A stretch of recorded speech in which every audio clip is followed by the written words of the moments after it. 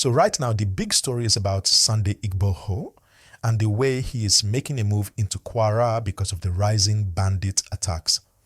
Many people in Kwara communities have been crying out saying bandits come at night, kidnap villagers, burn homes, and chase people away from their farms. Families have been displaced. Some people are hiding, and you can see the fear spreading. Now, this is why Sunday Igboho is stepping forward again. He said clearly that he cannot fold his arms while innocent people are attacked. He has been meeting with some traditional rulers and elders to seek their blessing before entering Kwara fully. You know how his name carries weight in the southwest. When he speaks, many listen.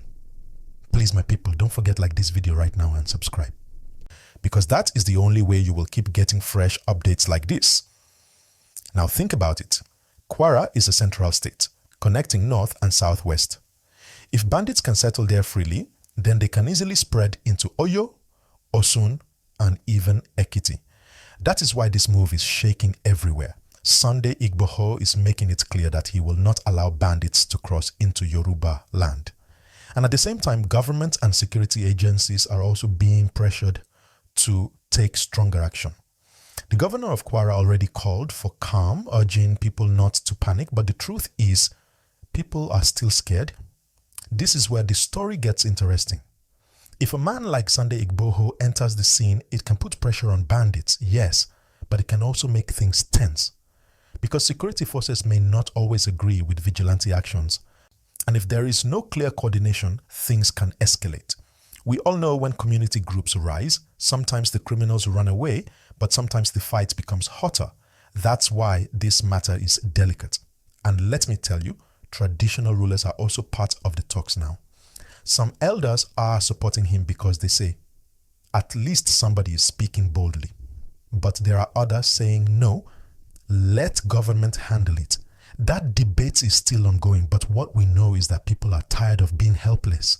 Please, as you are watching, like this video and also subscribe, because I want you to stay updated as the story unfolds. My people, this is not only about Kwara, this is about the whole region. If Kwara is safe, the southwest will also feel safe. If Kwara is weak, the insecurity can spill over. That is why governors of nearby states are paying attention, closing borders at night and calling for tighter security patrols. Now, let us look at the risks and the hope. The risk is that if vigilantes and activists like Igboho go in without clear plan, there can be clash or even mistakes.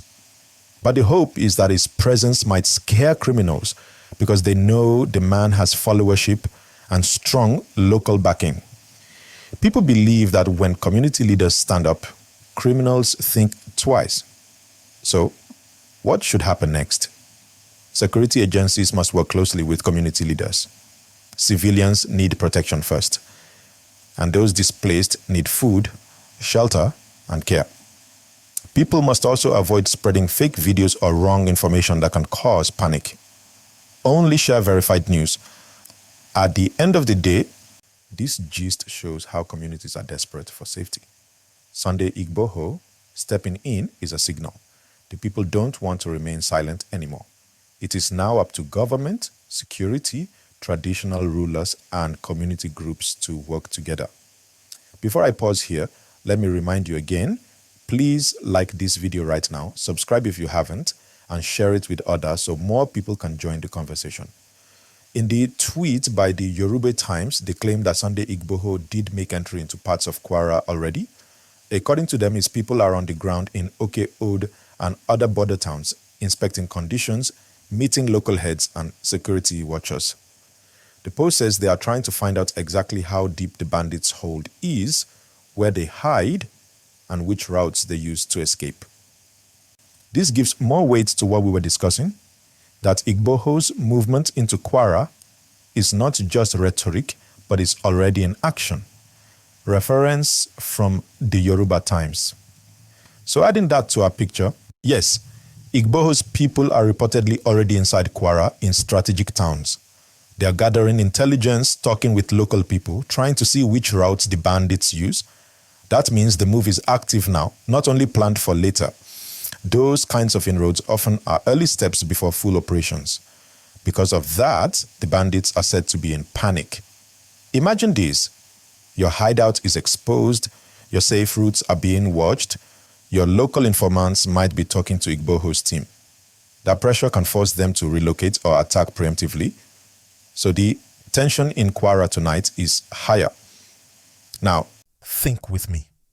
If Igboho's team is already inside, then two main things might happen soon. Showdown in key towns. There may be confrontations in towns like Oke-Ode or villages near the border. The bandits will try to defend strongholds or ambush those they see as intruders. Retreat or movement of bandits. Some may pull back deeper into the forest or into neighboring states. Others may try to disguise their movement, split into smaller groups. But the logistics will be harder to manage if their control over routes is challenged. This is why the post from the Yoruba Times matters, because it moves our discussion from hypothetical to current operations. It also helps viewers see that nothing is idle. The story is unfolding right now. Let me remind you all, like this video and subscribe if you haven't. You want to see next parts as they happen. Let's widen our lens again. In Nigeria today, we see multiple states facing insecurity in the northwest, north central, and even parts of the middle belt. The method is usually similar. Bandit groups ambush rural communities, kidnap, extort, then disappear. What's unique here? Security àwọn fẹ́ dalẹ̀ kàn gbé fún mi. Bàbá gbogbo báwọn Fulani ṣe lọ́wọ́ mi ni mò ń gbọ́ bọ̀ nígbà tí ìjọba lé mi kó mi. N bá ti wà ta ní pé mo free tí mi ṣe wanted. Ẹ ti mọ̀ pé lọ́wọ́ tó lè kojú wọn nu gbó mi. Kì í ṣe gbòòrò ẹ jẹ́ wọnú gbó tiwọn. Igboho. Bàbá mi tí wọ́n bá gbọ́ kùkù lájà pé ọlọ́wọ́ pé Igboho ó sì ti dé ọwọ́ ó dẹ̀ ti fẹ́ bẹ̀rẹ̀ sí wọnú gbó lọ́la bàbá ẹ mọ̀ pàtẹ́wọ́ pé ọ̀kadì ọmọ ládùúgbò inú gbó dà.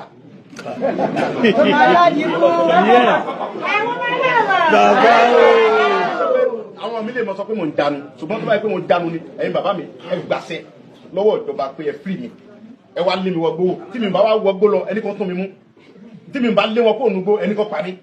Intercontinental ballistic missile. Bàbá mi lẹ ní mi ohun tẹ́yìn bàbá mi fún mi mo mọ̀ láti bá ṣe bí bọ́n làwọn fẹ́ yìn àwa máa gbà fún lọ́wọ́ wọn àwa dá wọn dọ̀bálẹ̀ àjà wọn lẹ́gbàá pé ẹ mọ̀ wọ̀ lójú wọn lọ́wọ́ wọn bẹ ní gbogbo ilẹ̀ Yorùbá ni mo láwọn ọmọ tó lè lọ sí wọn wà tá a lè jọ wọnú gbó bá wọn wí àti pé ká tó wọ gbógun táwọn gan bá gbẹ ọdún tí ń ṣe fún wọn ní Kwara ilẹ̀ Yorùbá bẹ̀ lọ́dọ̀ àwọn ọba aládé wọ́n di ìlú wọ́n lè dé wọn kó mẹ́tí ọ̀sẹ̀ nìkan mẹ́ ní gómìnà láàyè mẹ́ wọ́n lé gbogbo aráàlú yẹn tí ò kẹ́ nìkankan ẹ wo bàbá mi ẹ̀yin lẹ ní ìlú ẹ̀yin lẹ jagun lẹ tẹ gbogbo ìlú yẹn dúró ọlọ́wọ́ ìsọba kékeré nílẹ̀ Yorùbá ń bì ní Nàìjíríà yìí gan. Ẹ̀yin bàbá wa sọ wípé ajá òní tó ń bo ẹkùn kábíyèsí ẹkùn lẹ́yìn ajá làwọn pípù yẹn bàbá ẹ mọ̀jẹ̀ kí wọ́n máa ń fọ ẹkùn ṣeré bàbá mi ẹ dákun bàbá mi ẹ gbà mí wá sábà ẹ gbà mí pè mí fídíò.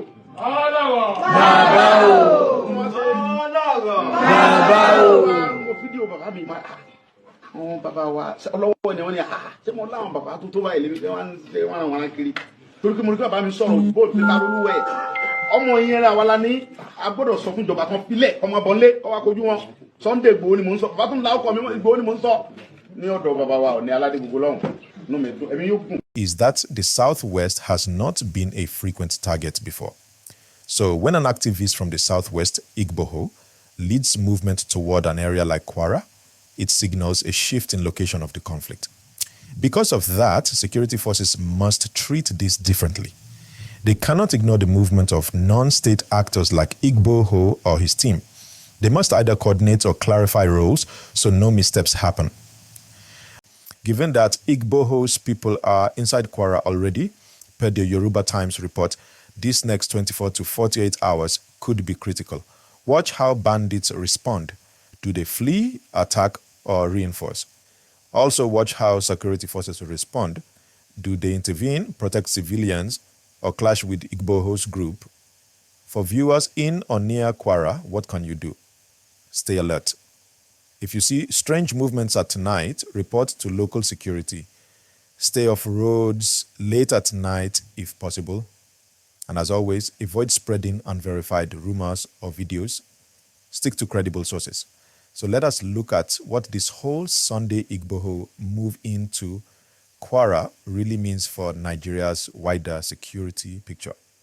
If you notice, for years now, banditry has been concentrated in the northwest and north-central states: Zamfara, Katsina, Niger, Kaduna, parts of Plateau. These groups operate in forests, they have routes for their supplies, and they survive by kidnapping for ransom. But now, when they begin to push closer into Kwara, it becomes a national concern, because Kwara is like a gate between the north and the southwest. If bandits get comfortable there, it can open the door for attacks deeper into Yoruba land. That is why you see people supporting Igboho's bold step. But there is also a political angle. Whenever a non-state actor like Sunday Igboho rises, government feels pressured. On one hand, the government does not want to look weak because security is its main duty. On the other hand, government also cannot just dismiss someone who has grassroots support. This creates tension. Will security forces cooperate with him, or will they try to restrict him? This is something to watch closely. Please don't forget, hit that like button and subscribe. I want you all to stay connected to this story. Now, looking at the possible future scenarios, we can break it down into 3. First, Igboho's presence might make bandits scatter quickly and the communities will get breathing space. That will look like a big win and people will celebrate him. Second, it could lead to a direct clash. If that happens, the violence could escalate and innocent people might be caught in the middle, something everybody wants to avoid. Third, government might step in fast, increase patrols, and claim the credit themselves, while quietly allowing Igboho to reduce his direct involvement. Any of these 3 scenarios is possible in the coming days. Another thing is the humanitarian side. Many villages in Kwara are already displaced because of attacks. Families are living in fear. Some people are running to relatives in neighboring towns. If more clashes happen, you will see larger displacement. This means more people needing food, shelter, and medical care. Civil society and NGOs will need to come in because when people lose homes and farms, survival becomes difficult. Now, what about the bandits themselves? They also watch news and online conversations. When they hear that Igboho is entering Kwara, it makes them nervous. Some may change camp, some may retreat, some may try to disguise as locals. But the truth is, once the pressure is consistent, they cannot operate easily. That is why the Yoruba Times tweet saying his team is already in Kwara is so important. It means the pressure has started. I want us to also see the bigger connection. Insecurity in Nigeria is like a chain. If you touch one part, it shakes another. When bandits are pressured in Zamfara, some run into Niger. When Niger pushes them, some enter Kwara. When Kwara pushes them, they might try to cross to Oyo or Ekiti. That is why one state cannot fight it alone. It requires joint work. The Southwest governors, the military and local activists must align their strategies. And let me ask you directly, do you think Sunday Igboho's move into Kwara will make government sit up and act faster, or do you think it might lead to more conflict? Drop your answer in the comments below. And please, don't just watch. Like this video and subscribe right now so you don't miss the continuation of this gist